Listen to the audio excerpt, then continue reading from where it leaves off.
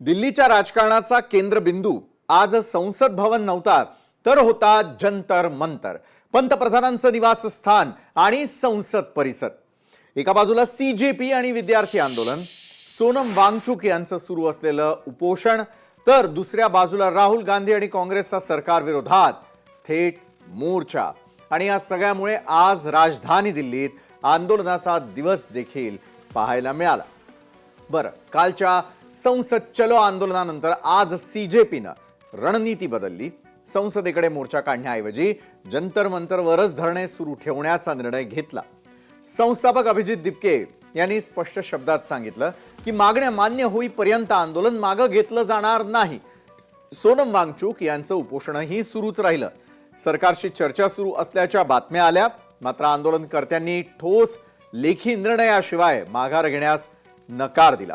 बरं, याच वेळी आंदोलनाला मोठं राजकीय वळण मिळालं. काँग्रेसनं उघडपणे सीजेपी आणि विद्यार्थी आंदोलनाच्या समर्थनार्थ रस्त्यावर उतरण्याचा निर्णय घेतला.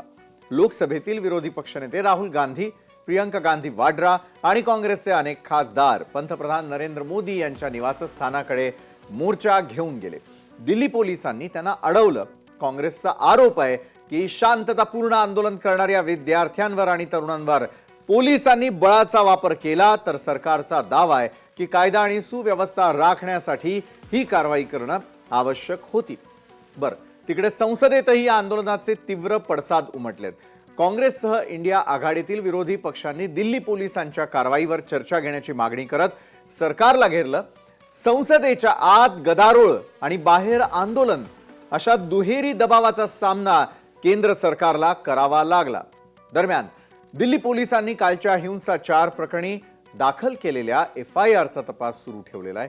पोलिसांचा आरोप आहे की काही आंदोलकांनी दगडफेक आणि बॅरिकेड्स तोडण्याचा प्रयत्न केला, मात्र सीजेपीनं हे आरोप फेटाळून लावत पोलिसांकडून लाठीचार्ज आणि अतिबळाचा वापर झाल्याचा दावा केलाय. बरं, दोन्ही बाजूंकडून परस्पर विरोधी दावे होत असल्यानं हा वाद आणखी चिघळण्याची चिन्ह आहेत. बरं, आजच्या आंदोलनाची आणखी एक महत्वाची बाब म्हणजे हा लढा आता केवळ विद्यार्थ्यांचा किंवा एका संघटनेचा राहिलेला नाही आहे. जंतर मंतरवरील धरणे, सोनम वांगचुक यांचं उपोषण, काँग्रेसचं रस्त्यावरचं आंदोलन, संसदेतील विरोधकांचा आक्रमक पवित्रा आणि देशभरातून मिळणारा पाठिंबा, यामुळे हा संघर्ष राष्ट्रीय राजकीय चर्चेचा केंद्रबिंदू देखील बनला. बरं, सरकार आणि आंदोलनकर्त्यांमध्ये संवादाचे प्रयत्न सुरू असल्याचं वृत्त आहे. मात्र आजच्या घडामोडींनी एक गोष्ट स्पष्ट केली: दिल्लीतील संघर्ष अजून थांबलेला नाही. जंतर मंतरवरील धरणे कायम आहे. सोनम वांगचुक यांचं उपोषण सुरूच आहे. काँग्रेसनं आंदोलन अधिक तीव्र करण्याचा इशारा दिलाय आणि राजधानीमध्ये राजकीय तापमान आणखी वाढलंय. पुढे सरकार तडजोडीचा मार्ग स्वीकारणार की संघर्ष अधिक तीव्र होणार, याकडे संपूर्ण देशाचं लक्ष लागून आहे. तर जंतर मंतरवरती आंदोलन जे आहे ते सुरूच असल्याचं आपल्याला सगळ्यांना पाहायला मिळत आहे.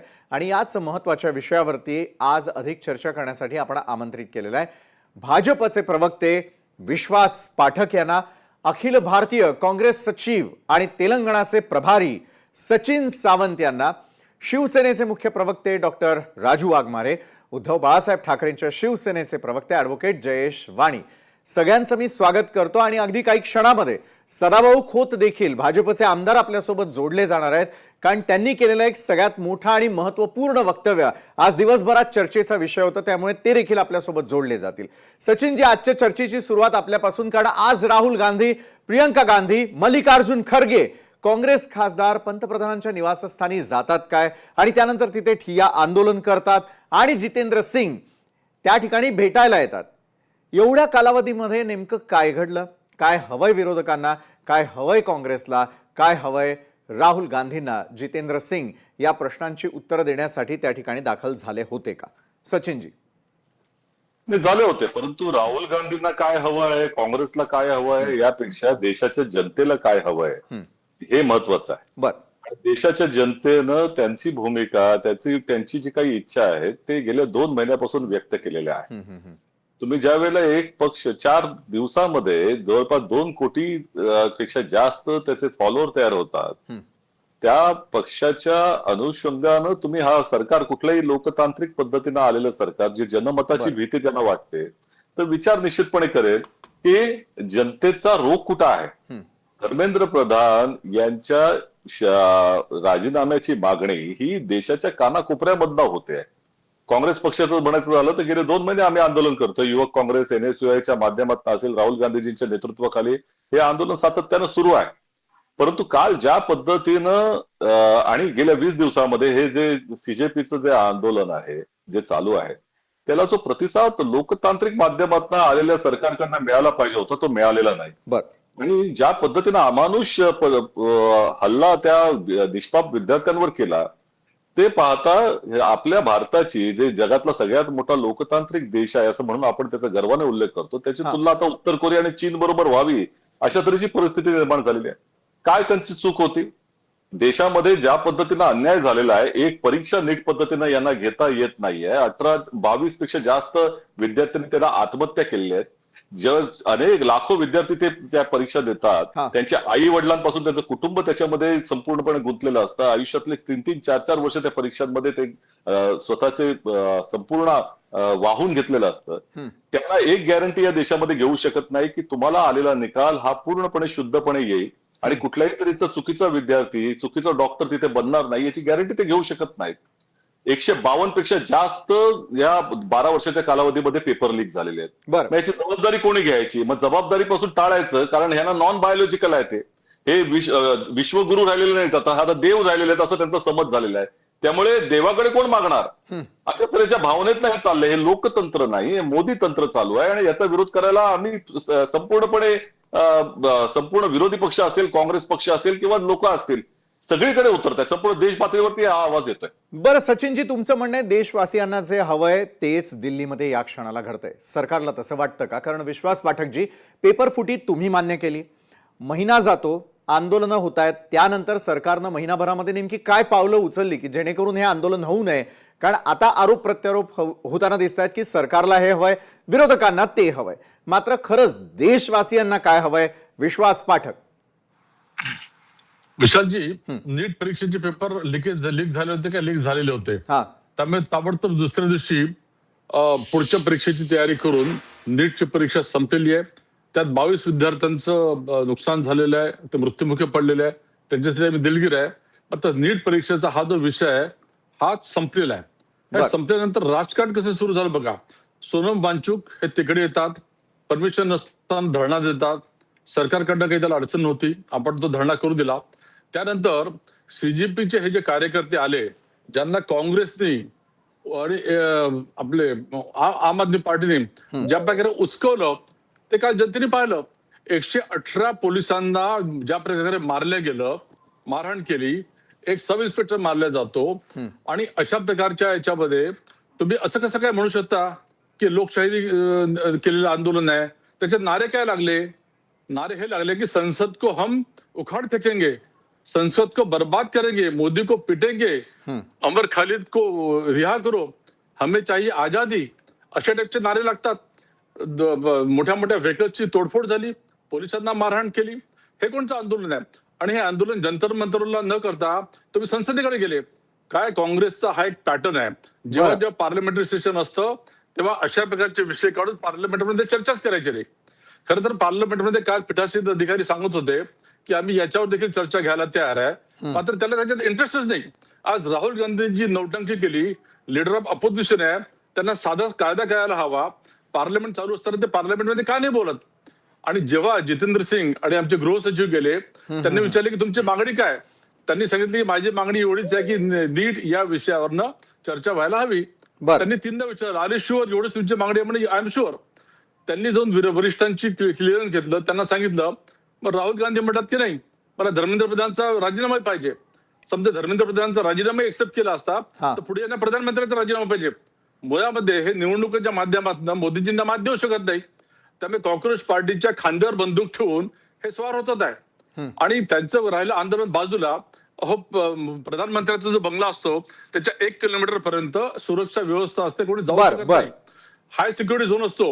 163 तिथे लागू होतं, अनलॉफुल असेंब्ली पॉसिबल नव्हती. असं करताना यांनी जी नौटंकी केली, त्यामुळे सरकारने आणि पोलिसांनी अतिशय चांगलं काम केलं. त्यांना उचलून तिकडनं फेकून लावलं. बरं. मी दुर्दैवाने म्हणतो की लीडर ऑफ अपोजिशन इतका सचिनजी, आपल्याकडे बेजबाबदारपणे येतो, जयेशजी वागतो, येतो. हे अतिशय अतिशय घातक आहे. बरं, अतिशय घातक आहे असं तुम्हाला वाटतं आणि तुमचं म्हणणं आहे की हा तर काँग्रेसचा पॅटर्न झालाय.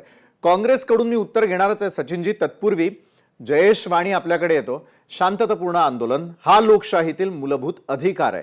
बरं, शांततेनं सुरू असलेलं आंदोलन आत्ता चिघळताना का दिसतंय? जे संसदेत व्हायला हवं, जे पार्लमेंटमध्ये चर्चा व्हायला हवी, त्या चर्चा आता रस्त्यावरती का होताना दिसतात? कोण कारणीभूत आहे यासाठी? जयेश वाणी. यासाठी कारणीभूत 150% केवळ सरकारचं निष्क्रियता आहे, सरकारचा नाकर्तेपणा आहे, सरकारची बोटचेपी भूमिका आहे. जे स्वतःला 56 इंच म्हणवून घेणारे लोक होते ते फट्टू निघाले, कारण की ते आपल्या देशातल्या आपल्याच विद्यार्थ्यांसोबत चर्चा करायलाही 20 दिवस घाबरलेत. जेव्हा सोनम वांगचुकांना उचललं गेलं, आंदोलन लोकसभेकडे निघालं हे कळालं, तेव्हा त्यांना असं वाटलं की अरे आता यांच्यासोबत चर्चा केली पाहिजे. तोपर्यंत या घाबरगुंड्या लोकांमध्ये हिंमत नव्हती या आंदोलकांशी चर्चा करायची. इतके हे निष्क्रिय आणि नालायक सरकार आहे. आता 1-2 मुद्द्यांकडे मी वळायला पाहिजे, जे मुद्दे सन्माननीय विश्वास पाठक सरांनी उपस्थित केलेत. इतके चांगले मुद्दे उपस्थित करतात ना ते, की ते किती खोटे हे लगेच कळतं. इतके ते चांगले असतात. माझं एक आव्हान आहे, आपला शो अजून पुढचे 35 मिनिटं तर नक्की चालणार आहे. विश्वास पाटील सरांकडे मोबाईल आहे. ज्या घोषणा त्यांनी आता विद्यार्थ्यांनी दिल्या असं म्हणतायत ना, त्याचा एक व्हिडिओ फक्त काढून दाखवा. एक व्हिडिओ. एकतर ते तरी सत्य बोलतायत किंवा आम्ही तरी. विद्यार्थ्यांना या देशातल्या बदनाम करणारे हे लोक आहेत. मला आश्चर्य वाटतं की हे पालक असतील कदाचित. एका पालकाने आपल्या पाल्याच्या बरोबरीने शिकणाऱ्या दुसऱ्या विद्यार्थ्यांबद्दल केवळ राजकारण म्हणून इतके घाण आरोप करावेत. ज्या घोषणा कधी लागल्या नाही. आपण सगळ्यांनी बघितलं की घोषणा काय होत्या. वंदे मातरमच्या घोषणा होत्या, इन्कलाब जिंदाबादच्या घोषणा होत्या, भारत माता की जयच्या घोषणा होत्या. या घोषणा देणं या देशामध्ये गुन्हा झालाय का? खोटे नरेटिव्ह सेट करणं हा भारतीय जनता पार्टीचा इतका महाभयंकर आजार जडलाय. सतत खोटं बोलायचं. 35 मिनिटं पुढची आहेत, त्यांनी त्या घोषणा दाखवायलाच तो व्हिडिओ की त्या आंदोलनामध्ये अशा पद्धतीच्या घोषणा दिल्या होत्या. नाहीतर या देशातल्या विद्यार्थ्यांची माफी मागावी की तुम्ही विद्यार्थ्यांना बदनाम करण्यासाठी खोटं बोलताय. माझा तिसरा मुद्दा, त्यांनी असं सांगितलं की विषय संपलाय, नीटची परीक्षा पुन्हा घेतली गेली आहे. हे कुठलं लॉजिक आहे? भारतीय जनता पार्टी आणि लॉजिकचा संबंध 2014 नंतर संपलाय. मला सांगा, धर्मेंद्र प्रधानांचा राजीनामा ही मुख्य मागणी होती. उद्या विशाल पाटील साहेब, मी आपल्या सगळ्या दर्शकांना, आपल्या प्रेक्षकांना प्रश्न विचारतो. जर एखाद्या व्यक्तीचा खून झाला असेल आणि खुनाचं हत्यार सापडलं म्हणून आरोपीला सोडून द्यायचं का? हो, आरोपीला पकडून शिक्षा देणं हे कायद्याचं राज्य आहे ना. तुम्ही फक्त चाकू पकडला खुनाचा म्हणून झाला, आता काय खुनाचा चाकू पकडला गेला, आता काही विषयच नाही, असं होत असतं का? हे कुठल्या लॉजिकनी बोलताय? एक आरोप मी काल परवापासून सतत भारतीय जनता पार्टीवाल्यांकडून बघतोय. जो कोणी माणूस तिथे जातोय त्याच्याविषयी म्हणतात की अरे तुम्हाला काय देणं घेणं देणं, तुमची नीट झाली आहे का, तुम्ही नीटची परीक्षा दिलेली आहे का? अहो, नीटची परीक्षा दिली तरच या आंदोलनात उतरायचं, हे कुठलं लॉजिक आहे? या आंदोलनानंतर भारतीय जनता पार्टी नेमका काय नरेटिव्ह सेट करण्याचा प्रयत्न करते की उद्या एखाद्या महिलेवरती बलात्कार झाल्यावरती मग त्या आंदोलनात कोणी उतरायचं? लाज वाटली पाहिजे आपल्याला सरकार म्हणून. अशा पद्धतीची उत्तरं जर प्रवक्त्यांकडनं येणार असतील तर मला खरंच, मी 2 मुलींचा पालक म्हटल्यावरती मला लाज वाटते की माझ्या पोरी अशा सत्ताधाऱ्यांच्या राज्यात जगत आहे, ज्यांना या राज्यातल्या, या देशातल्या विद्यार्थ्यांचं कुठल्याही प्रकारे त्यांना बदनाम करण्याचं षडयंत्र स्वतः सरकार करतंय. बरं, बदनामीचं षडयंत्र सरकार करतंय का? त्याचबरोबर ज्या व्हिडिओ संदर्भात तुम्ही चॅलेंज केलेलं आहे, विश्वास पाठकजींना आपण तेवढा वेळ देऊयात. त्यांना नेमकं काय म्हणायचंय, त्यांच्या पक्षाला काय म्हणायचंय? डॉक्टर राजू वाघमारे देखील जोडले गेलेले आहेत आपल्याबरोबर यावेळेला. डॉक्टर राजू वाघमारे, पोलिसांनी आंदोलकांशी कशा प्रकारे वागायला हवं मला सांगा. ज्या वेळेला अशा प्रकारची आंदोलनं होत आहेत, ती आंदोलनं ज्या पद्धतीने हाताळली जात आहेत, मग ती सत्ताधाऱ्यांकडनं असू देत, विरोधकांकडून असू देत, खुद्द विद्यार्थ्यांकडून असू देत, मात्र आंदोलनांच्या गर्तेमध्ये देश अडकलाय असं वाटतं का डॉक्टर राजू वाघमारे? विश्वासजी, एक गोष्ट लक्षात घ्या की प्रत्येकाला या लोकशाहीमध्ये आंदोलन करण्याचा अधिकार आहे, आपल्या मागण्या मांडण्याचा अधिकार आहे. ज्या पद्धतीने लाठीमार झाला, तो का झाला त्याची चौकशी होईल, त्याच्या बाबतीत सरकार निर्णय घेईलच. पण विद्यार्थ्यांवर ज्या पद्धतीने लाठीमार झाला ते थोडं बरोबर नव्हतं असं आमचं स्पष्ट मत आहे. आता विद्यार्थ्यांनी आपली बाजू त्यांना त्यांना hello hello hello hello hello doctor मला आपला आवाज येतोय, बोला. नाही नाही, मध्ये कोणाचा तरी दुसऱ्याचा आवाज येत होता. त्याच्यामुळे झालं ते अगदी चुकीचं झालं. ते लाठीमाराबद्दल मी बोलतोय. बरं. एक गोष्ट आपल्याला दुसरी गोष्ट लक्षात ठेवली पाहिजे. लोकशाहीने ज्यावेळी आपल्याला अधिकार दिले की आपण आपलं आंदोलन करू शकतो, आपण आपल्या मागण्या म्हणजे मागू शकतो, मग आपल्या मागण्या आपण काय मागतोय? आता ज्यावेळी नीट परीक्षेचा निकाल आणि ते सगळं फुटलं, पेपर फुटले, लोकांनी काही मुलांनी आत्महत्या केल्या, याचं अतीव दुःख मलाही आहे. मी स्वतः डॉक्टर आहे. मला कळतंय की किती त्रास असतो, किती अभ्यास करावा लागतो. आणि ज्यावेळी अशा गोष्टी होतात त्यावेळी मनाला खूप वेदना होतात आणि त्या गोष्टी झाल्या नाही पाहिजेत. याच्याबद्दल आपला जो रिस्पॉन्स पाहिजे की रिफॉर्म कशा पद्धतीने करता येईल आणि कशा पद्धतीने रिफॉर्म करून या नीट परीक्षा किंवा इतर कोणत्याही परीक्षेचे पेपर कसे फुटणार नाहीत याकडे आपण बघणं हे आपलं कर्तव्य आहे, हे सरकारचं कर्तव्य आहे. बरं. त्याबरोबरच की ज्यावेळी नीट परीक्षेचे पेपर फुटले, सरकारने कारवाई केली, लोकांना अटक केली, अजून तपास चालू आहे, या पद्धतीने सरकारचं काम चालू आहे की हे रिफॉर्म कशा पद्धतीने करता येईल, सरकार त्याकडे लक्ष देत आहे.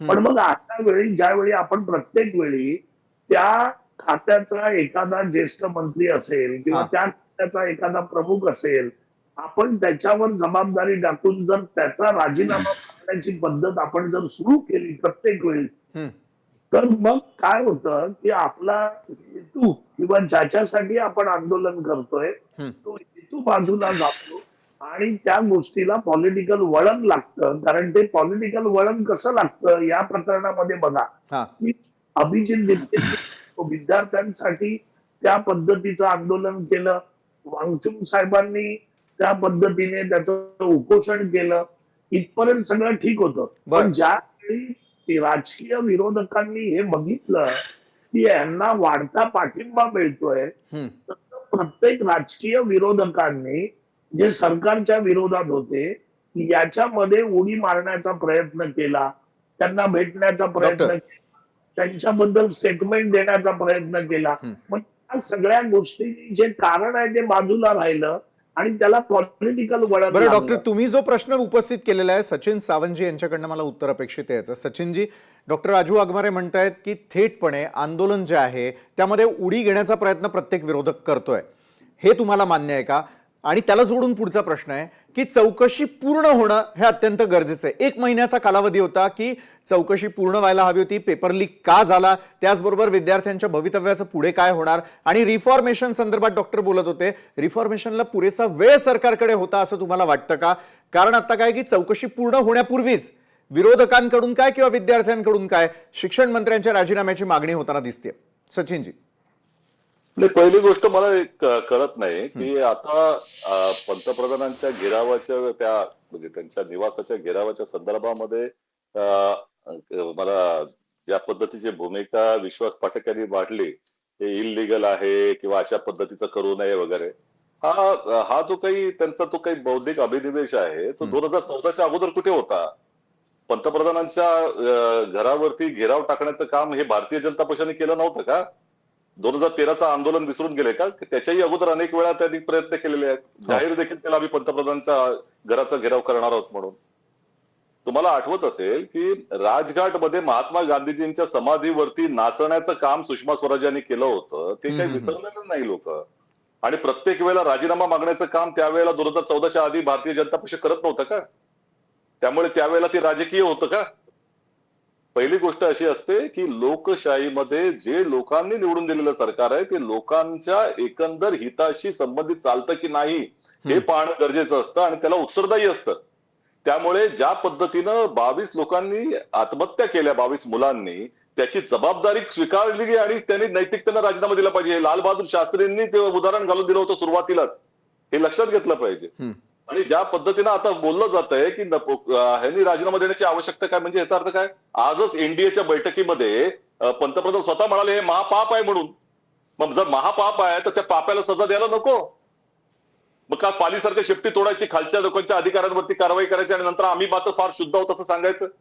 ही कुठली पद्धत आली?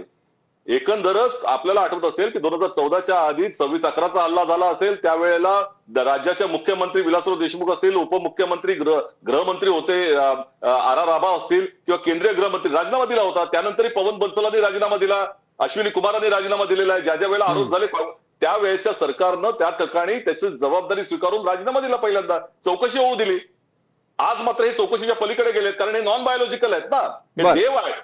त्यामुळे देवाची चुकी होऊ शकत नाही असं त्यांचं मत झालेलं आहे. एकंदर तो गैरसमज झालेला आहे. आणि हे ज्या पद्धतीनं हे लोकांच्यावरती हल्ले झाले, आता मी त्या राजू वाघमारेजींचं मत त्यांचं ऐकलं. त्यांनी शिवसेनेच्या वतीने सांगितलं की ही झाली चूक झाली, हे मान्य तरी केलं. विश्वास पाटीलजी तर मान्य देखील करत नाहीत, त्यांना मारलं ते बरोबर आहे. आज तर आतंकवादी म्हणत होते त्या विद्यार्थ्यांना, हे सदाभाऊ कोणाच्या मुखातलं बोलून घेत आहेत, भारतीय जनता पक्षाचं मत मांडतायत ते. त्यामुळे ही जी मंडळी विरोध करतात त्यांना आतंकवादी म्हणायचं कोणत्या निष्पाप विद्यार्थ्यांना? सचिनजी, तुम्ही अनेक प्रश्न उपस्थित केले. विश्वास पाठक, मला तुमच्याकडून आत्ता उत्तर अपेक्षित आहे, कारण तुम्हाला अनेक चॅलेंजेस विरोधकांकडून देण्यात आलेले आहेत या डिबेटच्या माध्यमातून. दुसरी गोष्ट, या महापापाचा दोष नेमका कुणाच्या डोक्यावर? कारण पेपर फुटीतल्या आरोपींना तुम्ही अटक केली, प्रशासनाकडून परीक्षा प्रक्रियेतल्या दोषींना चौकशी केली का? आणि दुसरं महत्वाचं म्हणजे जे काय चौकशी अंती स्पष्ट झालं ते देशातल्या विद्यार्थ्यांसमोर मांडलं का? विश्वासजी. बघा, आमचं सरकार आमच्या पद्धतीने त्याला डील करताय. मी सचिन सावंतांना एवढं सांगू इच्छितो की तुमच्या काळामध्ये नीट परीक्षेच्या किंवा इतर परीक्षा, नीट परीक्षा म्हणणार मी, कित्येकदा म्हणजे 18व्या या परीक्षा रद्द झाल्या, परत घेतल्या गेल्या. कितीदा तुम्ही राजीनामा दिला? तुम्ही तुमच्या राजीनाम्याचं उदाहरण देता. आमच्याकडे अटलजींच्या काळामध्ये नितीश कुमारांनी राजीनामा दिला होता. आमच्या काळामध्ये 1977 मध्ये जेव्हा दुहेरी सदस्यत्वाचा विचार प्रश्न आला, अटलजींनी, अडवाणीजींनी, नानाजी देशमुखांनी राजीनामा दिला. त्यामुळे राजीनाम्याचं कौतुक तुम्ही आम्हाला सांगू नका. मात्र हे तुमचं जे थोतांड आहे, नॉन बायोलॉजिकल आलेत ना. आता ऐकू द्या ना सचिनजी, तुम्ही सिनियर आहे, ऐकून घ्या ना तुम्ही. तर बघा, ह्याचं कौतुक तुम्ही आम्हाला सांगू नका. राजीनामा देऊ शकतो, मात्र ज्या प्रकारे राहुल गांधी आता वागले, आधी सांगितलं की आम्हाला चर्चा घ्या. मुळामध्ये लिडर ऑफ ऑपोजिशनला एवढी अक्कल पाहिजे की पार्लमेंटरी अधिवेशन सुरू असताना ते केव्हाही हात वर करून बोलू शकतात, मात्र त्यांना ते करायचं नाहीये आणि करण्याची त्यांची कुवत पण नाहीये. म्हणून त्यांनी हे नौटंकी केली आणि अशा प्रकारचा विषय झालेला. बरं विश्वासजी, तुम्ही म्हणताय की काँग्रेसनं ही नौटंकी केलेली आहे. सचिनजी, बोला यावरती. खरोखर ही विरोधकांची नौटंकी आहे की देशातली सद्य परिस्थिती आहे? विद्यार्थ्यांना न्याय कोण मिळवून देणार आहे? सचिन, संतापजनक आहे ज्या पद्धतीनं आज पंतप्रधान आजवर त्याच्याविषयी बोललेले नाहीयेत. संसदेमध्ये त्यांनी स्वतःहून त्या ठिकाणी भूमिका मांडली पाहिजे होती. आणि ज्या वेळेला संसद सुरू झाली त्या वेळेपासून त्याच्या अगोदर, म्हणजे हे गेल्या संसदेमध्ये देखील या संदर्भामध्ये चर्चेची मागणी केली होती राहुल गांधींनी. त्यावेळेला त्यांनी चर्चा केली नाही. परंतु आता ज्या वेळेला सुरुवातीपासून स्थगन प्रस्ताव आणण्याचा प्रयत्न केला जातोय, संपूर्ण लाखो विद्यार्थी रस्त्यावर आहेत, त्यांना मारहाण केली जाते, त्यांना इलेक्ट्रिकचे शॉक दिले गेले, त्यांना दगडफेक त्यांच्यावरती पोलिसच करतायत. अनेक लोक बॅच न लावता ते पोलीस नव्हते, आरएसएसचे, आमचा तर ठाम आरोप आहे, आरएसएसचे लोक देखील पोलिसांच्या नावाखाली घुसून मारहाण करत होते. कारण चपलेवरती कोण पोलीस येत नाही. अनेक ठिकाणी चपलेवर मारहाण पोलीस करणं, त्या ठिकाणी त्या व्यक्ती मारहाण करत होते दांडेका घेऊन. मग हे कोण आले होते? आणि मग त्याच्यावरती चर्चा करायची नाही.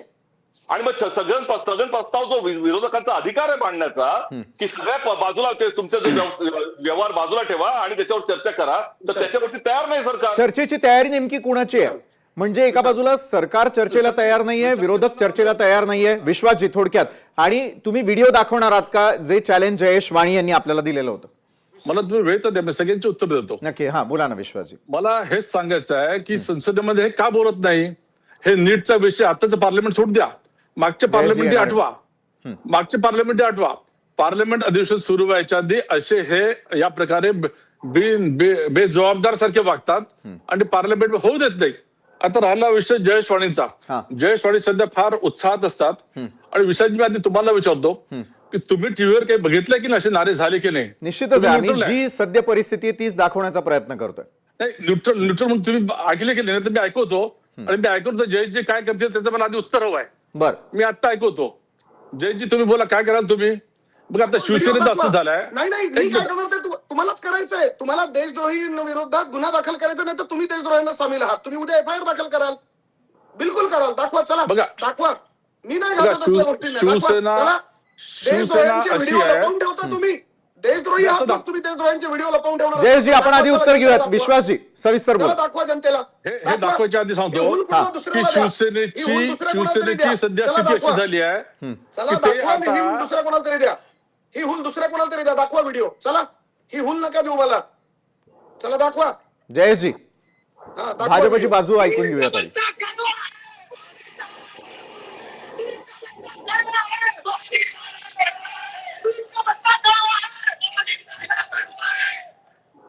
ऐकू आलं का? आले बिलकुल. काय म्हणलं ते ऐकलं का तुम्ही? उमर खालिदचं नाव घेतलं त्यांनी. किती खोटं बोलत होतं ते सिद्ध झालं. अरे, तुम्ही एक काय दाखवतो गोष्ट तुम्हाला. सांगितलं आता टीव्हीवरती सांगताना. घ्या चला एक- दाखवा. दाखवा एक दाखवा दाखवतो, पाटील मी साहेब. सगळे दाखवेल तुम्हाला. पाठक साहेब पाठक एक साहेब नाही, सगळे ही दाखवेल. भारतीय जनता पार्टीची सच्चाई आहे. हे वास्तव आहे की एक तुम्ही तुम्हाला खोटं फक्त बोलता मांडव दरवेळेस? भाग दाखवला. अरे एक मांडव- हे वास्तव आहे. अजून दाखवतो, हे अजून वास्तव आहे. दाखवतो. हे वास्तव आहे. अजून मी दाखवतो वर्षभर- तुम्हाला. मी दिवसभर अजून बसायला दाखवतो. तयार आहे. मला या देशातल्या विद्यार्थ्यांवरती खात्री आहे ते अशा पद्धतीने देशद्रोही कृत्य करणार नाही. तुम्ही त्यांना देशद्रोही सिद्ध करण्याचा प्रयत्न करताय. हा तुमचा ऐका जरा, ऐका. कार्यकर्ता आहे. हा याचा फोटो दाखवतो. तुमचा पदाधिकारी आहे. विश्वासजी प्ले कराल. हा प्ले करा. करू प्ले करा. प्ले थांबा, करा. एक- प्ले एक करा ना मिनिट, सर. एक मिनिट, प्ले करा. एक मिनिट. जयेशजी आपण ऐकून घेऊयात. बिलकुल ऐकूयात सर. एक मिनिट थोडं नेटवर्क देता वेळ. थांबा जरा थांबा. अनम्यूट करायला लागेल आपल्याला.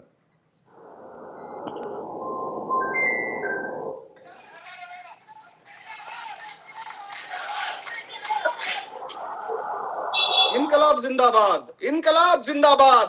म्हणजे इन्कलाब जिंदाबाद म्हणणारा भगतसिंग तुमच्या दृष्टीने देशद्रोही आहेत पाठक सर. मिनिट, इन्कलाब आता मला बोलू जिंदाबादची द्या. घोषणा देणारी लोक देशद्रोही आहेत तुमच्या दृष्टीने. विशालजी, जयेशजी आपण पूर्ण ऐकून हे घेऊयात तुमचं आधी. राष्ट्रभक्ती आहे. ही विश्वास तुमची पाठकजी राष्ट्रभक्ती बोला. आहे. डॉक्टर आपल्याकडे येतोय मी. हे इन्कलाब जिंदाबादचे नारे देणारे यांच्यासाठी जयेशजी देशद्रोही आधी आहेत. बोलू द्यात. विश्वास जय- बोला. माझा मुद्दा पूर्ण करू द्या जयजी आता. जरा माझा आता ऐकायचं मुद्दा धीर ठेवा. पूर्ण करू द्या. जयजी खूप उत्साह देऊ नका. तुम्हाला माहिती आहे लॉची डिग्री घेतली आहे तुम्ही. खूप उत्साह देऊ नका. नाही, बघा नाही, मी एवढं लॉची सगळ्यांच्या डिग्री विषयाची घेतलीये. की मी सत्याची बाजू मांडण्याची शपथ घेतलीये. शिवसेनेची मी स्थिती सत्याची अशी आहे. बाजू मांडण्याची जयजी, शपथ उत्तर घेऊयात घेतलीये. आपण आधी. लॉची डिग्री नाही घेतलेली. जनतेलाही कळू द्या. करतात. व्यवस्थित विषय पोचू द्यात त्यांच्यापर्यंत. विश्वासजी बोला. बोला. उद्धव ठाकरे दिपकेला फोन करतात आणि त्या दिपकेच्या खांद्यावर बंदूक ठेवून हा, त्यांना उद्धव ठाकरेच्या इलेक्शन लढायचं गोष्टीविषयी बोला. आहे. तुम्हाला लोकांनी हे झुरकारलेलं आहे. तुम्ही त्याला मुलगा म्हणता. जे मुलासारखे ते सगळे सोडून गेले तुम्हाला. पळून गेले. ठीक आहे. काय गोष्टी ठीक आहे, करतात. झालं? प्रश्न असा आता आहे मी की बोलू? ज्या प्रकारे झालं का? हे सर्व ज्या प्रकारे हे आतंकवादीचे आहेत, ज्या प्रकारे हे नारे देतात आहे, ज्या प्रकारे हे तोडफोड केली आहे, सरकार ज्या प्रकारे ऍक्शन घेत आहे ते व्यवस्थितच घेत आहे. शिवसेनेचे लोक काय नाही गेले तिकडे? काय नाही आदित्य ठाकरे तिकडे गेले? इथे बसून फक्त तुम्ही तोंडाच्या वाफा पाडायच्या ही शिवसेनेची पद्धत आहे. त्यांचं मला द्यायला संधी. त्यांना बोलून घेऊ द्या आधी सगळं. येणार मी आपल्याकडे. आज जयेशजी मी- आपल्याकडे येईल मी. हा आता डॉक्टर माझी वेळ येतात. आहे ना. आता माझी वेळ आहे ना सर. विशालजी आता मी बोलू. बरं जयेशजी मला एक सांगा. एका बाजूला विश्वास नाही. पाठकांनी तुम्हाला 2 व्हिडिओज दाखवले. मला एक सांगा नीट पेपर फुटी कुठल्या प्रकरणाची व्हिडिओमध्ये तुम्हाला नैतिक ऐकवलं मला सांगा. आणि उद्धव प्रशासकीय जबाबदारी कुणाची आहे? जयेशजी अरे सर ऐका ना. इन्कलाब जिंदाबाद जर त्या विद्यार्थ्यांनी म्हटलं असं ती जबाबदारी माझी आहे. करा गुन्हा दाखल माझ्यावरती. चला ओपन चॅलेंज. इन्कलाब जिंदाबाद बोललेत ना. अरे इन्कलाब जिंदाबाद बोलणं हा गुन्हा आहे. उखाड़ दिया जाएगा. काय? संसद काय? उखाड़ दिया जाएगा. अरे उमर खालिदचं नाव घेतलं की नाही तुम्ही? ते दाखवा. बाकी सोडा. तू इधर ते पण आहे, बात ते न पण आहे. कर, ये सगळे बता दाखवतो. कारवा किसने लूटा. सगळे दाखवतो. ते सोडा. दाखवा. संसद माझी को पाळी उखाड़ आहे. दिया तोपर्यंत जाएगा शोधा. म्हणतात आहे. बाजूच्या बसलेल्या कोणाला तरी सांगा सुद्धा संसद को शोधायला. उखाड़ दिया जाएगा. आता अशा माझी प्रकारे पाळी जारी आता केलेली ऐका. आहे. आता ऐका मला असं पाठक सर, ऐका. आपण वाटतं माझ्यापेक्षा की खूप ते ज्येष्ठ काँग्रेस आहात. असो आपण माझ्यासारख्या शिवसेना लहान असो माणसाला सांभाळलं हे पाहिजे. फ्रस्ट्रेट झालेले आहे. हे पाठक अतिशय साहेब, फ्रस्ट्रेट झाले आहे. त्यांना काही पाठक साहेब, अस्तित्व नाही. त्यामुळे पार्लमेंट पाठक सुरू असताना साहेब, पार्लमेंटमध्ये आपलं चर्चा खोटं विश्वासजी करतात. तुम्ही म्हणतायत की विरोधक जे आहेत ते त्या ठिकाणी नैराश्याच्या गर्तेमध्ये असं का वाटतं तुम्हाला म्हणजे? आणि जयेशजी बोला. नाही मुळामध्ये यांना इलेक्शन मार खातात. सचिनजी येतो. मला वेळ दिली पाहिजे सचिनजी पाठक येतो. साहेब. यांच्या लोक यांना सोडून आपण मला चाललेले वेळ आहे. दिली पाहिजे. विशाल सर मी गप्प बसून ऐकतो. जयजी बोला. मला वेळ दिली पाहिजे आपण. हा आता माझा मुद्दा एक. पाठक विश्वास पाठक सरांनी जे जे सांगितलं ते माझ्यापेक्षा खूप ज्येष्ठ आहेत आणि मला प्रचंड आदर आहे त्यांच्याविषयी. ते असं खोटं काम करतील असं वाटलं नव्हतं. त्यांनी पहिल्या सेगमेंटमध्ये जे सांगितलं त्यातली एकही घोषणा त्यांनी दिली कुठे काय नाही. बोललो? उलट जे काही ऐका ना बोललो सर ते आता एकदम योग्य माझं. बसलेलं आहे. सर माझं ऐका ना. ते काय बोलले? तुम्हाला जे गोंधळ बोलले करून सगळे चर्चा तिथे खराब करायची आहे का? जरा तुम्हाला डोळे गोंधळ करून उघडून चर्चा खराब तुम्ही करायची आहे का? डोळे उघडून TV लोकांपर्यंत बघा. सत्य पोहोचू नये हे तुम्हाला सगळे जे होऊन नारे द्यायचं आहे का? आहेत, हे सगळे नारे तिथे म्हटल्या गेलेले आहेत. ते अहो जबाबदारी इन्कलाब सांगतोय. जिंदाबादचा नारा दिला मी खोटं पण देतो. बोलतो. चला गुन्हा दाखल करा माझ्यावर. इन्कलाब जिंदाबाद. जय संसद भीम. को उखाड़ देंगे. मोदी हो, को उखाड़ पिटेंगे. देंगे. जो जुल्म की नाम टक्कर रहेगा में अल्लाह जब भी का। हमारा हमें नारा चाहिए है, आजादी, विद्यार्थ्यांवरती अन्याय मेरा करणारी लीग, प्रत्येक सरकार उठून मेरी टाकू. मर्जी अशा टाईपचे नारे लागले. विद्यार्थ्यांवरती अन्याय बरं, करणाऱ्या नाऱ्यांपेक्षा आता मूळ सरकारला मुद्द्याकडे येऊया. डॉक्टर राजू वाघमारे, डॉक्टर राजू वाघमारे, राहुल गांधी आणि काँग्रेसनं पंतप्रधानांच्या निवासस्थानाबाहेर आंदोलन करणं तुमच्या पक्षाला योग्य वाटतंय का? आणि तुमचं नेमकं यावरती काय म्हणणं? थांबवलं नाही, मी पण थांबवलं नाही. जयेशजी, मी आपल्याकडे पण येणार आहे. मूळ मुद्द्याकडे जाऊयात पुन्हा एकदा. निवासस्थानाबाहेरची आंदोलनं, त्याचबरोबर वेगवेगळी आंदोलनं होताना दिसत आहेत. डॉक्टर राजू वाघमारे, सगळ्यात पहिली गोष्ट जयेशजी मी येणार आपल्याकडे. विशालजी, आदरणीय राहुल गांधी विरोधी पक्ष नेते आहेत. हम्म. संसदेमध्ये ते बोलू शकतात. त्यांनी संसदेमध्ये बोलायला पाहिजे. संसदेमध्ये त्यांनी जे मांडलेले प्रश्न आहेत किंवा त्यांनी ज्या पद्धतीने त्याची मांडणी केली असेल त्याला सरकारला उत्तर देणं भाग आहे. पण त्यांनी म्हणजे काय म्हणतात त्याला, संसदेमध्ये बोलण्याच्या ऐवजी त्यांनी रस्त्यावर उतरणं पसंत केलं. हा पहिला मुद्दा. आता रस्त्यावर राहुल गांधी आणि इतर पक्ष का उतरले, तर ज्यावेळी आज इतके दिवस 10-12 दिवस अभिजित दिपके आणि वांगचुक हे तिकडे जंतर मंतरवर बसलेले आहेत. तुम्ही याची क्रोनॉलॉजी बघा.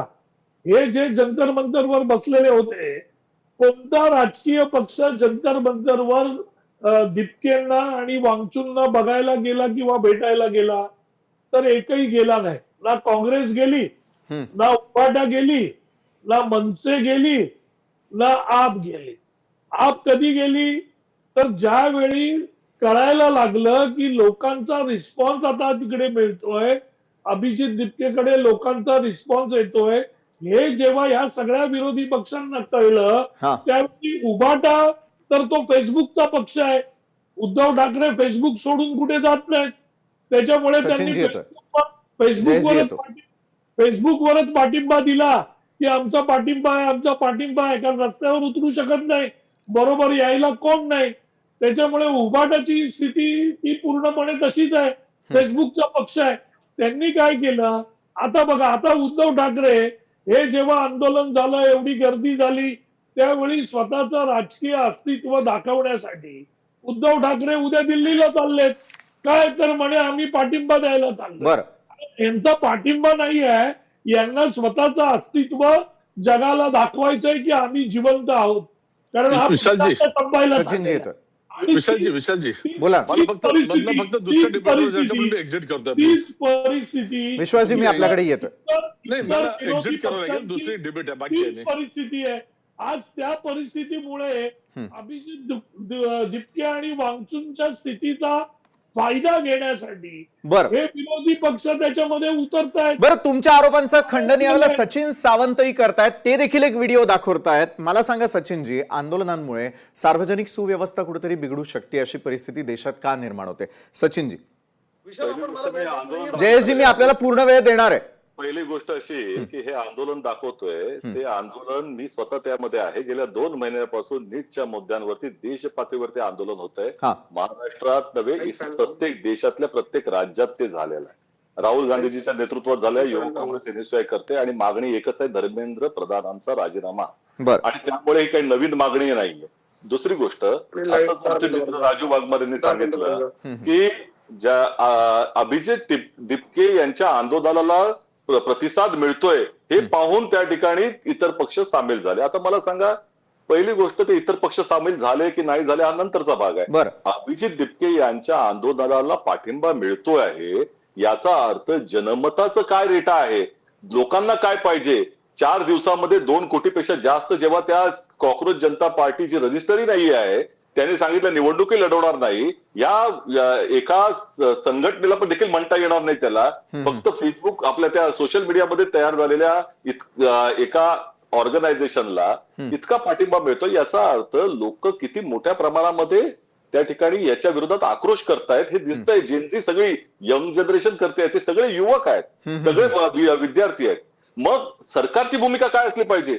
लोकतांत्रिक पद्धतीने आलेल्या सरकारनं, निवडून आलेल्या सरकारनं ही लोकशाही आहे हे मान्य करून ठेवलं पाहिजे. पहिल्यांदा लोकशाहीचा अर्थ काय झाला? लोकांनी लोकांसाठी बनवलेलं लोकांचं राज्य. हे जनतंत्र आहे, मोदी तंत्र नाही आहे. परंतु त्याचा विसर पडलेला आहे या सरकारला. जनमताची चाड राहिलेली नाही, भीती राहिलेली नाही. आणि त्यामुळे सोनम वांगचुक 20 दिवसापेक्षा जास्त दिवस जेव्हा त्या ठिकाणी उपोषण करतायत, एकही प्रतिनिधी गेला नाही. इतर पक्ष गेले की नाही हा नंतरचा भाग आहे. सरकारतर्फे कोण गेलं ना, साधा सचिव पाठवण्यात आला तिकडे. आणि 2014च्या अगोदर ज्या वेळेला आंदोलन झालं, मी दोनच गोष्टी सांगेन. हे सोनम वांगचुकांचे वडील सोनम वांगयांग हे लडाखमध्ये 1984 साली अशाच तऱ्हेनं उपोषणाला बसले होते, लडाखच्या जनतेला आदिवासी दर्जा द्यावा या मागणीसाठी. आणि त्यावेळेला तत्कालीन पंतप्रधान इंदिरा गांधीजी दिल्लीवरनं लेहला गेल्या विमानानं आणि त्यांचं उपोषण त्यांनी सोडवलं होतं. म्हणजे ही काँग्रेसची भूमिका राहिलेली आहे लोकशाहीच्या संदर्भात. 2014च्या अगोदर इंडिया अगेन्स्ट करप्शनला महाराष्ट्रात विलासराव देशमुख असतील किंवा दिल्लीतले अनेक नेते त्या ठिकाणी गेले ना. बरोबर. त्यावेळेला का गेले तुम्ही लक्षात घ्या. जनलोकपाल हे विधेयक तयार करण्याचा अधिकार हा सरकारचा असतो. सरकार विधेयक तयार करत असतं, बिल तयार करत असतं, परंतु ते बिल देखील तयार करण्याची जबाबदारी ही आम्ही त्यांना सोपवली. इतक्या विनम्र पद्धतीने आम्ही टाकलं. नुसतं प्रधान सेवक बोलून चालत नाही. जनतेचे आपण सेवक आहोत याची माहिती, याची जाणीव असण्याची आवश्यकता आहे. परंतु हे नॉन बायोलॉजिकल झालेले आहेत. यांना आता वाटतं की आम्ही देव झालेलो आहोत आणि माझं सरकार कसं झुकणार नाही हे दाखवण्याने त्यासाठी ते उद्युक्त होत आहेत. आणि म्हणूनच त्या ठिकाणी आता राजीनामा घेतला जात नाही. बरोबर आहे सचिनजी, आपलं म्हणणं आहे की कुठेतरी सरकारचा प्रतिनिधी जाणं गरजेचं होतं. बोला. मगापासून आणि देशामध्ये भारतीय जनता पक्ष खोटं बोलतो आहे. आता जितेंद्र सिंग आले आणि जितेंद्र सिंगांनी सांगितलं की राहुल गांधींनी फक्त चर्चा मागितली होती. चुकीचं आहे. तुम्ही जर त्या ठिकाणी त्यावेळेचे व्हिडिओ जर बघितला असाल तर नासीर हुसेन आमचे नेते बाहेर आले आणि पहिल्यांदा म्हणाले की आमची पहिली मागणी आहे धर्मेंद्र प्रधानांचा राजीनामा. संसदेमध्ये चर्चा, त्याच्या ठिकाणी गृहमंत्र्यांनी त्या ठिकाणी त्याचा जबाब दिला पाहिजे आणि काय कारवाई करणार हे देशाच्या जनतेला सांगितलं पाहिजे आणि पंतप्रधानांनी माफी मागितली पाहिजे. या तिन्ही मागण्या स्वयंस्पष्ट आहेत. जितेंद्र सिंग बाहेर येऊन खोटं बोलतायत एवढं मात्र निश्चित. बरं, नक्कीच. म्हणजे तुमचं म्हणणं की फेक नॅरेटिव्ह कुठेतरी सेट करण्याचा प्रयत्न सरकारतर्फे होतोय. सरकारचे प्रतिनिधी का नाही गेले? सरकारकडनं आपण उत्तर घेणार आहोत. मात्र जयेश वाणीजी, मगाशी तुमचा जो मुद्दा अपूर्ण राहिलेला होता तो पूर्ण करा. दुसरीकडे विद्यार्थ्यांच्या आंदोलनाचा राजकीय फायद्यासाठी वापर होत असल्याचा आरोप कितपत योग्य आहे? कारण समाजामध्ये एक वेगळा मेसेज जाताना दिसतोय की सरकार त्यांना एंटरटेन करत नाही आणि विरोधक त्यांचा फायदा घेण्याचा प्रयत्न करतात. जयेश वाणी, काय झालं, सर्वसामान्य लोकांना संसदीय प्रणालीतल्या अनेक गोष्टी माहित नसतात. संसदेमध्ये सकाळपासून विरोधकांकडनं ही मागणी चालू आहे की आम्हाला याच्यावरती स्थगन प्रस्ताव पाहिजे, स्थगन प्रस्तावाअंतर्गत चर्चा पाहिजे. आता लोकसभेचे जे अध्यक्ष आहेत ते सातत्याने सांगतात की हो आम्ही चर्चा करायला तयार आहोत, तुम्ही चर्चा करा. चर्चा कुठल्या हेड खाली केली जाते यावरतीही अनेक गोष्टी अवलंबून असतात, कारण त्या चर्चेला महत्व असतं. आज जी लोक हे म्हणतायत की राहुल गांधी चर्चा करायला तयार नाहीयेत आणि संसदेतून निघून गेले. मी तर कालचं ते पण दृश्य बघितलं की विद्यार्थी येत आहेत म्हणून पंतप्रधान पळून गेले संसद सोडून. त्यांच्या गाड्यांचा ताफा आपण सगळ्यांनी टीव्हीवरती बघितला. तर हे काय या पद्धतीचं व्हॉट अबाउटरी करण्यात काही अर्थ नाहीये. आज राहुल गांधी छाती ठोकपणे पंतप्रधानांच्या घरासमोर गेले, पोलीस लावून त्यांना उठवावं लागलं, पण पंतप्रधान चर्चा करायला आले नाहीये. ते प्रेस कॉन्फरन्स घेत नव्हते, संसदेत चर्चा करायला तयार नाहीयेत. हे वास्तव आहे, हे कुणीही नाकारून चालणार नाही. एक गोष्ट सातत्याने भारतीय जनता पार्टीकडून कुठला इश्यू झाला की केली जाते, काँग्रेसच्या राज्यात अमुक झालं, काँग्रेसच्या राज्यात तमुक झालं, तुमच्या काळात एवढे पेपर फुटले. याचा अर्थ आमच्या ग्रामीण भागातल्या मराठीमध्ये असा घेतला जातो की पहिल्यानी चमचाभर शेण खाल्लं म्हणून दुसऱ्याला घमेलाभर शेण खायचा अधिकार मिळतो का, हा प्रश्न माझ्यासारख्या ग्रामीण भागातल्या माणसाला पडतो. जर समजा पाठक सरांचं असं म्हणणं असेल की काँग्रेसनी चमचाभर खाल्लं म्हणून त्यांना घमेलाभर खायचा अधिकार मिळत असेल, तर मला त्यांच्या विषयी खूप सहानुभूती आहे की आपण असं करू नये, आपण असं वागू नये, आपण घमेलाभर खाऊ नये, कारण की काँग्रेसने ऑलरेडी तुमच्या दृष्टीने चमचाभर खाल्लेला आहे. तिसरा मुद्दा राजू वाघमारे सरांनी सातत्याने मांडला की हे आता येत आहेत. कदाचित त्यांनी टीव्ही बघितला नसेल, हल्ली कुठे बिझी असतील काही कार्यक्रमांमध्ये, किंवा वर्तमानपत्र वाचण्यात आलं नसेल. उद्धव ठाकरे महाराष्ट्रामधले पहिले नेते होते ज्यांनी अभिजित दिपकेंच्या आंदोलनाला पूर्ण पाठिंबा दिला. अरविंद सावंत साहेब तिथे जाऊन पहिल्यांदा भेटून आले, आज तिथे पुन्हा जाऊन संजय राऊत साहेब भेटून आले, उद्या उद्धव ठाकरे साहेब स्वतः, आदित्य ठाकरे स्वतः जाणार आहेत. यामधल्या काळामध्ये दादरचं आंदोलन असेल किंवा नागपूरचं आंदोलन असेल, शिवसेनेतर्फे ते आंदोलन घेण्यात आलं, कल्याणला घेण्यात आलं, डोंबिवलीला घेण्यात आलं, ठाण्यात घेण्यात आलं, वाशिमला घेण्यात आलं, वसईला घेण्यात आलं, अमरावतीला घेण्यात आलं, वर्ध्याला घेण्यात आलं. सगळीकडे शिवसेना पूर्ण ताकदीनिशी अभिजित दिपके सोबत उभी आहे. हे आम्ही म्हणत नाही, अभिजित दिपकेंनी स्वतः कॅमेऱ्यासमोर सांगितलेलं आहे. अजून ऐका ना, आता ऐकून घ्या, मी मध्ये बोललो का डॉक्टर साहेब, तुम्ही स्वतः डॉक्टर आहात, तुमच्या पक्षाचे 2 नंबरचे नेते डॉक्टर आहे. मला असं वाटतं डॉक्टरची परीक्षा देणाऱ्या लोकांविषयी तुम्हाला इतर कुणाहीपेक्षा जास्त सहानुभूती असेल. तर आपण ऐकून घ्याल, मी तुमच्याच बाजूने बोलतोय. हे सरकार नालायक आहे, हे डॉक्टर होणाऱ्या लोकांशी विद्यार्थ्यांशी बोलत नाही, हे मी तुमच्या वतीने सांगतोय, कारण की तुम्हाला बोलता येणार नाही, तुम्ही सरकारसोबत आहात. मी तुमच्या बाजूने बोलतोय. पण डॉक्टरांना तुम्ही तुमचा डॉक्टर आरोप अमान्य आहे. डॉक्टर राजू वाघमारे, अशा एक मुद्दा संवेदनशील माझा- प्रकरणांमध्ये एक केंद्र मुद्दा- सरकारनं एक कोणती मुद्दा- तातडीची पावलं एक उचलणं मुद्दा गरजेचं माझा होतं? राहिलाय. विशाल, फक्त माझा एक मुद्दा राहिलाय. बोला ना. माझा एक मुद्दा राहिलाय. थोडक्यात बोला. या लोकांनी एक फार सुंदर आर्ग्युमेंट केलं की चौकशी होण्याआधी आपण कारवाई कशी करायची. मग कनिल मोईंचा राजीनामा मागताना कुठली चौकशी झाली होती किंवा कोण दोषी निघाला होता? राजाचा राजीनामा मागताना कुठली चौकशी झाली होती आणि त्यात कोण आरोपी निघाला होता? तलमाडींचा राजीनामा मागताना कुठली चौकशी झाली होती आणि त्यामध्ये कोण आरोपी सिद्ध बर. झालं? ते जाऊ द्या, ते जाऊ द्या. आदर्शचे आरोप करताना कुठली चौकशी झाली होती? जे आज तुमच्या बरोबर आहे त्यांच्यावर तुम्ही काय कारवाई केली? ज्यांच्यावरती तुम्ही सिंचन घोटाळ्याचे आरोप केले ते स्वर्गीय अजित दादा तुमच्या बरोबर होते. तुम्ही त्यांच्यावरती कुठली कारवाई केली? चक्की पिसिंग म्हणत. मुद्दा तो नाहीये. मुद्दा हा आहे, आम्ही गेलो की गेलो नाही, कुणी जाओ की जाऊ नये. विद्यार्थ्यांचे प्रश्न सोडवण्याची जबाबदारी सरकारची आहे. सरकारने जायला पाहिजे होतं आणि सरकार अपयशी आहे, सरकार नालायक आहे. त्यांना असं वाटतं की आम्ही म्हणू तसं लोकांनी बोललं पाहिजे. जयेशजी, आम्ही तुमचा सांगू मुद्दा तसं आणि वागलं पाहिजे. सचिनजींचा मुद्दा हाच आहे की सरकार यामध्ये कुठेतरी पुढाकार घेताना दिसून आलं नाही. भाजपची बाजू मांडण्यासाठी भाजपचे प्रवक्ते अवधूत वाघही आपल्यासोबत आहे. अवधूतजी, मी आपल्याकडे येण्याआधी डॉक्टर राजू वाघमारे, अशा संवेदनशील प्रकरणांमध्ये केंद्र सरकारनं कोणती तातडीची पावलं उचलणं आवश्यक होतं आणि ज्यामध्ये डिले झाला म्हणून आज आंदोलनांची वेळ आलेली असं वाटतं? डॉक्टर राजू वाघमारे. मला असं वाटत नाही की सरकारने ऍक्च्युली नीट परीक्षेचा ज्यावेळी झाला की नीट परीक्षेचे पेपर फुटले, सरकारने इमिजिएटली SIT नेमली. नीट परीक्षेच्या ज्या लोकांनी पेपर फोडले त्याची तपासणी केली. CBI या सगळ्या गोष्टीला, यंत्रणेला मागे लावून लोकांना पकडलं. त्यांना पकडून त्याच्या मुळापर्यंत जाण्याचा प्रयत्न करताय. अजूनही चौकशी चालू आहे. म्हणजे सरकार जर हातावर हात ठेवून बसलं असतं आणि सरकारने काहीच केलं नसतं, मग आपण एवढा रोष घेतला असता तर आपण समजू शकतो. पण सरकारने पावलं तातडीने उचलली की जी गोष्ट घडली होती ती चुकीची आहे आणि ती परत घडू नये त्यासाठी सरकारने सगळी पावलं उचलली. बर. हा जो रोष आहे, हा रोष जर सरकारने पावलं उचलली नसती आणि मग यांनी सांगितलं असतं की धर्मेंद्र प्रधानांनी राजीनामा द्यावा किंवा या गोष्टी व्हाव्या, तर देन इट इज अंडरस्टँडेबल. पण संपवा ना विषय. जे घडलं ते चुकीचं घडलं. पेपर फुटला हा चुकीचा नाही, फुटला. विद्यार्थ्यांचं आंदोलन योग्य आहे की अयोग्य आहे? तुम्ही आंदोलनाला समर्थन देता की विरोध करता? विद्यार्थ्यांचं आंदोलन झालं आणि ज्या नीट परीक्षेचा पेपर फुटल्यामुळे काही विद्यार्थ्यांच्या आत्महत्या झाल्या, ती फार क्लेशदायक आणि दुःखदायक घटना आहे. आंदोलन योग्य आहे की नाही एवढाच छोटा प्रश्न आहे पेपर सर. फुटणं हा एक क्लेशदायक प्रकार आहे. कारण झालं ना, पेपर फुटी झाली, ती सरकारनं मान्य केली. या पुढे जाऊन काय घडलं? तर अवधूतजी, तुम्ही आमच्याबरोबर आता जोडले गेलेला. अवधूतजी, मला सांगा, 24 लाख विद्यार्थ्यांच्या आयुष्याचा प्रश्न, 22 विद्यार्थ्यांच्या झालेल्या आत्महत्या, हे फक्त केवळ काही विद्यार्थी होते का? या विद्यार्थ्यांचा प्रश्न असताना राज्यसभा लोकसभेमध्ये चर्चा का होत नाही? हा मूळ मुद्दा आहे. आणि आंदोलन योग्य की अयोग्य आणि ते हाताळण्यामध्ये कुठेतरी उशीर होताना दिसतोय का? अवधूत वाघ. पहिली गोष्ट, हे काही पहिलं भारतामध्ये होणारं आंदोलन नाहीये. स्वातंत्र्यानंतर आजपर्यंत वेगवेगळी सरकार आली. आम्ही सुद्धा त्यावेळच्या काँग्रेस सरकारच्या विरोधात आंदोलनं केलेली आहेत. आताच्या सरकारच्या विरोधामध्ये 2 मोठी आंदोलनं उभी राहिली. एक होतं शाहीनबागचं आंदोलन. हे शाहीनबागचं आंदोलन अनेक महिने चाललं. सरकारने कुठेही त्या शाहीनबागच्या आंदोलनामध्ये दडपशाही केली नाही, तिकडच्यांना उचकावलं नाही, काहीच नाही. दुसरं मोठं आंदोलन झालं होतं ते पंजाब आणि हरियाणाच्या सीमेवर.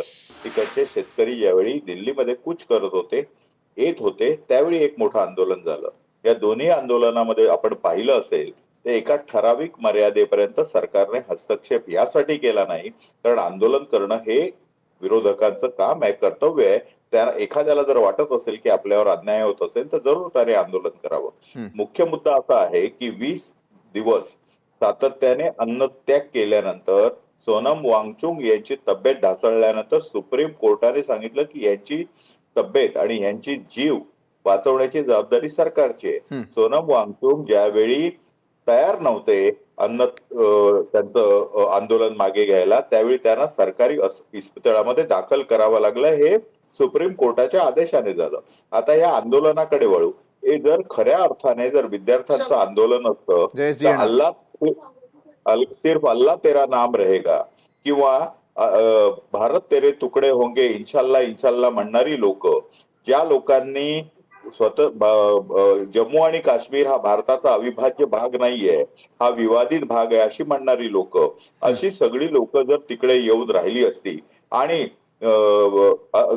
नरेंद्र मोदी तू मर जा, अमित शहा तू मर जा अशा प्रकारच्या घोषणा दिल्या असत्या तर ते काय विद्यार्थ्यांचं आंदोलन होतं का? या विद्यार्थ्यांच्या आंदोलनामध्ये राम जन्मभूमीचा प्रश्न कुठून आला? तिथे एक महाराज आहेत, ते भोंदू आहेत, पाखंडी आहेत, हे विषय कुठून आले? विद्यार्थ्यांच्या प्रश्नासाठी 12-12 वर्षाची मुलं, आता आरोप असा होतोय की 12 वर्षाच्या मुलांचं डोकं फोडलं.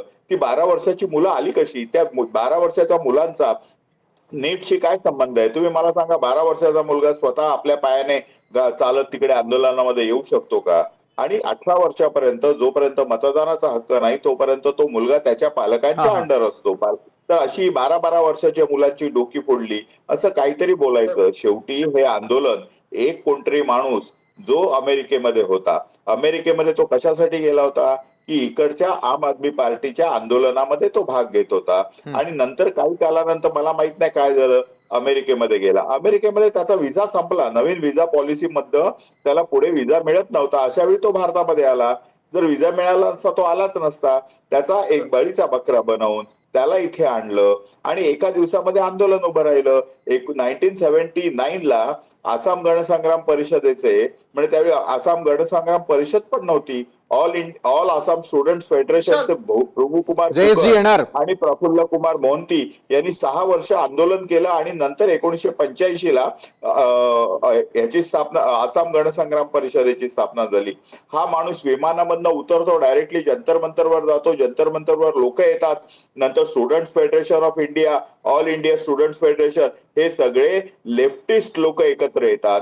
ही सर्व लेफ्टिस्ट मंडळी एकत्र येतात. ज्यावेळी आता भारतामध्ये नक्षलवाद्यांची संपूर्ण बिमोड झालेला आहे, इकडे महाराष्ट्रासारख्या सरकारने एक वेगळं विधेयक आलेलं आहे शहरी नक्षलवादाला आळ घालण्यासाठी, त्यावेळी कुठच्याही प्रकारे आंदोलन करून सरकार विस्तारित करण्याचा प्रयत्न आहे. विद्यार्थ्यांचं आंदोलन असतं तर नक्कीच जे आमचे नेते आहेत ते विद्यार्थी चळवळीतनं आले आहेत. स्वतः अमितभाई शहा जे अखिल भारतीय विद्यार्थी परिषदेचे कार्यकर्ते, मग ते जास्त संवेदनशीलतेनं या विद्यार्थ्यांकडे का पाहत नाही? त्याच्यामुळे सरकार नालायक आहे, सरकार असं आहे, सरकार तसं आहे. मला असं वाटतं की या सर्व जे काही दूषणं दिलेली आहेत सरकारला, ज्या किव्या दिलेल्या आहेत, त्याला 100ने गुणून मी हे सर्व विरोधकांना साभार परत करतो. बरं, आपण साभार परत करताय. अवधूतजी, तुम्ही जो मुद्दा उपस्थित केला तो सचिन सावंत यांना मान्य आहे का? आणि दुसरीकडे आंदोलनादरम्यान कायदा आणि सुव्यवस्था राखणं आणि लोकशाही हक्क यामध्ये समतोल कसा काय साधता येईल? कारण देशातली परिस्थिती बिकट होत चाललेली आहे. सचिनजी, पहिली गोष्ट अशी की त्यांनी आता बोलताना आसामचा उल्लेख केला. मी आसामच नाही, आसाम, मिझोराम आणि पंजाब तिन्हीचा उल्लेख करतो जिथे काँग्रेसची सरकार होती. देशामध्ये शांतता सुरक्षता राहावी हे राजीव गांधीजींच्या सरकारनं लोकांना वचन दिलं होतं. त्यावेळेला या तिन्ही ठिकाणचं सरकार आम्ही स्वतःहून इतर पक्षांना दिली. तिथे त्यांना 6 महिन्यामध्ये त्यांची सरकार त्या ठिकाणी आली आणि तिथे शांतता स्थापित झाली. हे काँग्रेस पक्षानं त्या ठिकाणी केलेलं देशासाठी योगदान आहे. आणि आमच्याही विरोधामध्ये आंदोलन झाली होती, इंडिया अगेन्स्ट करप्शनचं आंदोलन असेल, अनेक आंदोलन झाली. आम्ही त्यांना म्हटलं असेल की RSS ची लोक घुसली असतील, परंतु आम्ही त्यांना देशविरोधी आतंकवादी कोणाला म्हटलेलं नाही. ते देशाच्या विरोधामध्ये करतात असं कधी म्हटलेलं नाही. त्याला आम्ही उत्तर दिलं होतं. आज या विद्यार्थ्यांना तुम्ही आतंकवादी म्हणताय आणि 12 वर्षाचा मुलगा आपल्या भावासाठी जाऊ शकत नाही का? आणि आता काय तुम्ही त्या ठिकाणी एक टूलकिट देणार आहात का लोकांना की आंदोलन कसं करावं, मागण्या कशा कराव्यात?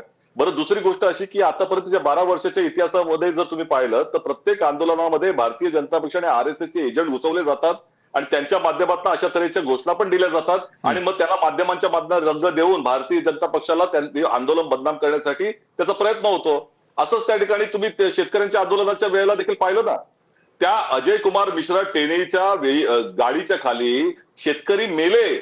राजीनामा दिला का तुम्ही? तुम्ही ज्या वेळेला ह्या 26/11च्या दुर्घटनेमध्ये आम्ही मगाशी सांगितलं मुख्यमंत्री, केंद्रीय गृहमंत्री, राज्याचे गृहमंत्री राजीनामा दिला, पण पहलगाम हल्ला झाला, पुलवामा हल्ला झाला, देशामध्ये इतके हल्ले झाले, कोणी त्या अमित शहानी राजीनामा दिला का? मणिपूरमध्ये इतके माणसं मरतायत, पंतप्रधानांनी राजीनामा दिला का? अरे तुम्ही उत्तरदायीच नाही आहात. लोकांच्या प्रश्नाशी तुम्हाला चाड राहिलेली नाही, कारण तुम्हाला आता त्या जनमताची किंमत राहिलेली नाही. तुम्हाला वाटतं की आम्ही आता संपूर्णपणे राजे झालेलो आहोत आणि नॉन बायोलॉजिकल आहोत. जनता ज्यावेळेला रस्त्यावर उतरते त्यावेळेला प्रत्येक प्रश्नावरती आवाज उठत असतं आणि आंदोलनामध्ये कुठलाही प्रश्न कशाही पद्धतीने मांडण्याचा अधिकार दिलेला आहे. आताच काही दिवसांपूर्वी उच्च न्यायालयाचे न्यायाधीश जामदार यांनी सांगितलं की या देशाला गुलाम बनवण्याचा प्रयत्न केला जातोय. कारण सरकारतर्फे त्या काही लोकांवर खटला कशासाठी बनला, तर अमित शहा मुर्दाबाद म्हणाले, भाजपा मुर्दाबाद म्हणाले. असं कसं म्हणू शकतात? अशा तऱ्हेचा खटला होता. त्यांनी आरसा दाखवला लोकांना की आज गुलाम बनवण्याचा प्रयत्न चाललाय आणि गुलामांना आवाज नसतो, आक्रोश नसतो. सरकार म्हणेल त्या पद्धतीने घोषणा दिल्या पाहिजेत. अशा तऱ्हेचं तुमचं चित्र या देशामध्ये असेल तर ते मान्य होणार नाही. निश्चितपणे आम्ही याचा विरोध करत राहू. हे लोकतंत्र आहे, मोदी तंत्र नाही. मोदी तंत्र कदापि होऊ देणार नाही. बरं, पण जयेश वाणींकडे जातो मी यावेळेला. जी आतापर्यंत चर्चा झाली त्यानंतर एक गोष्ट स्पष्ट होते की अनेक जण दोषी असल्याचं केवळ म्हटलं जातं, मात्र दोषींवर कारवाई न्याय प्रक्रियेनुसारच झाली पाहिजे. यासाठी काय करायला हवं? जयजी. सर, मी एक अमृतकालची ही बघा, ही मी इथे दाखवतोय. ही एक वेबसाईट आहे भारत सरकारची आणि ही वेबसाईट आहे मिनिस्ट्री ऑफ एक्सटर्नल अफेअर्सची. हे बघा, ही यांची वेबसाईट आहे. या वेबसाईट वरती लिहिलेलं फक्त पहिला पॅरेग्राफ वाचतो म्हणजे अवधूत वाघ साहेब कुठल्या मानसिकतेतून येतात इंग्रजांच्या ते आपल्याला कळेल. फक्त एकच पॅरा 3 ओळींचा. Born in Dhenkanal, Odisha, Baji Raut was the youngest Indian freedom fighter and martyr, having been killed at the age of 12. या देशाच्या स्वातंत्र्य लढ्याचा इतिहास आहे क्रांतिकारकांचा की 10 वर्षांची, 12 वर्षांची, 14 वर्षांची मुंबईतल्या मिलमध्ये काम करणाऱ्या 21-22 वर्षांचा बाबूगेनू सारखी पोरं ही एखाद्या कुठल्या तरी कॉज साठी रस्त्यावरती येऊन प्राण देतात, एखाद्या कुठल्या तरी कॉज साठी लढतात. पण ज्यांना स्वातंत्र्य, ज्या पक्षाला स्वातंत्र्य लढ्याचा इतिहासच नाहीये, ज्यांनी त्याच्यात सहभागच घेतला नाहीये, त्यांना 12 वर्षाची, 14 वर्षाची पोरं, 18-20 वर्षांची पोरं ही त्यांच्या सत्तेविरोधातले ते नक्षलवादी वाटणं खूप स्वाभाविक आहे. आपल्याला कल्पना असेल. माझं होऊ देत सर, मला अगदी अर्धा मिनिट गेला आणि मग तुम्ही माझ्याकडे पुन्हा नाही आलात तरी चालेल. या देशामध्ये काय प्रॉब्लेम झाला होता माहितीये ना? भगतसिंगांनी जेव्हा इन्कलाब जिंदाबाद म्हटलं होतं ना, यंगेस्ट तो मार्टियर जो शहीद आझम म्हटलं जातं, त्याला ना त्या काळातल्या इंग्रजांनी दहशतवादी ठरवून फाशी दिली होती. त्यांनी सांगितलं होतं की हा इंग्रजांच्या विरोधात आहे ना, मग हा दहशतवादी आहे. आता ते गोरे इंग्रज गेले, हे काळे नवे इंग्रज आलेले आहेत. हे काय म्हणतात, आमच्या सत्तेविरोधात गेला ना, मग तुम्ही देशद्रोही आहात, मग तुम्ही दहशतवादी आहात. ही सेम मानसिकता आहे इंग्रजांची.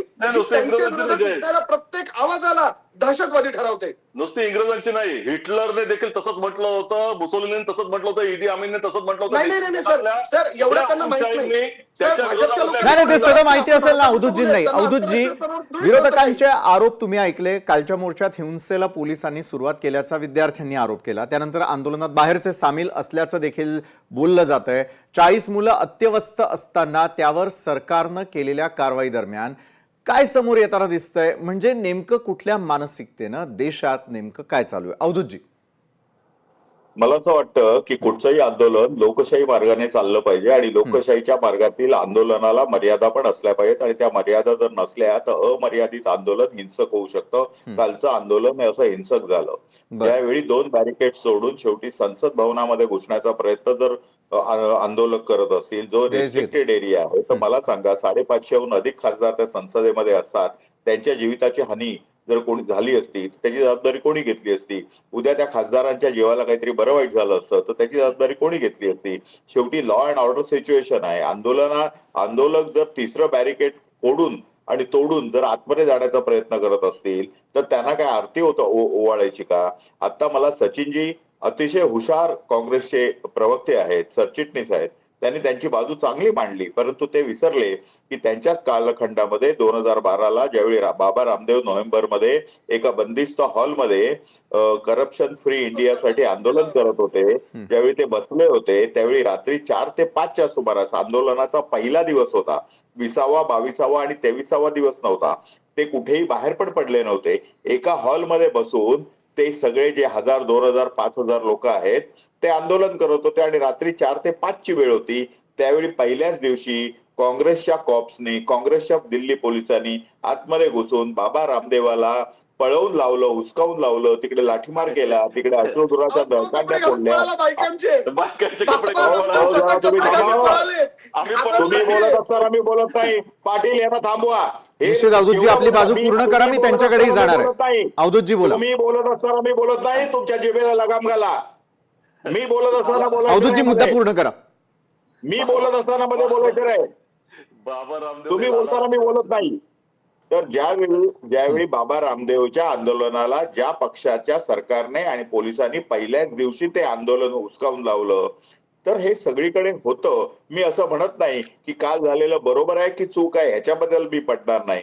आधी झालं ते बरोबर आहे की चूक आहे हे म्हणत नाही. बरं. त्यावेळी जी सिच्युएशन असते त्या सिच्युएशनला पोलिसांना जे आवश्यक करतं ते करतात. इथे सरकारचा, होम मिनिस्टरचा असा काय फारसा संबंध नसतो. पोलीस जे IPS ऑफिसर आहेत तिकडचे, बर. त्यांना सिच्युएशन त्यावेळी जी काही कशी कंट्रोल करावी वाटली तशी करतात. काल आंदोलकांनी पोलिसांच्या गाड्या उलटून टाकण्याचा प्रयत्न केला, हे तुम्हीच दाखवलं. पोलिसांवर दगडफेक केली, हे तुम्हीच दाखवलं. जला दो जला दो जला दो या घोषणा पण आंदोलकांनी दिल्या, या पण तुम्हीच दाखवल्या.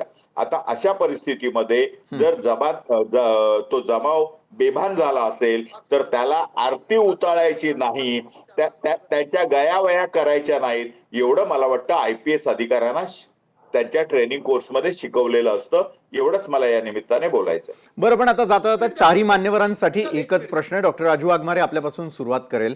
या मूळ मुद्द्यावरती, पेपर फुटी प्रकरणावरती, विद्यार्थ्यांच्या भवितव्यावरती संसदेत चर्चा कधी? मला वाटतं की संसद, सरकार चर्चा करायला तयार आहे या मुद्द्यावर, पण परंतु विरोधी पक्ष चर्चा करायला तयार नाही असं चित्र संसदेतल्या गेल्या 2 दिवसाच्या गोंधळामुळे दिसतं. बरं. असं मत आहे की याच्यामध्ये चर्चा झाली पाहिजे, याच्यावर रिफॉर्म झाला पाहिजे आणि सरकार त्या गोष्टीसाठी तयार आहे.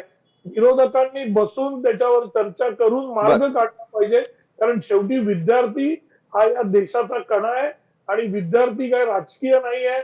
विद्यार्थ्यांचा जो प्रश्न आहे तो सुटलाच पाहिजे या मताचं सरकारही आहे. आणि बरं, सरकारची तयारी आहे, विरोधकांची नाही. सचिनजी, असं आहे, स्थगन प्रस्ताव सरकारच्या दरबारी आम्ही मांडला होता की आर्टिकल 56 अंतर्गत, रूल नंबर 56 अंतर्गत स्थगन प्रस्ताव त्यांनी मान्य करावा.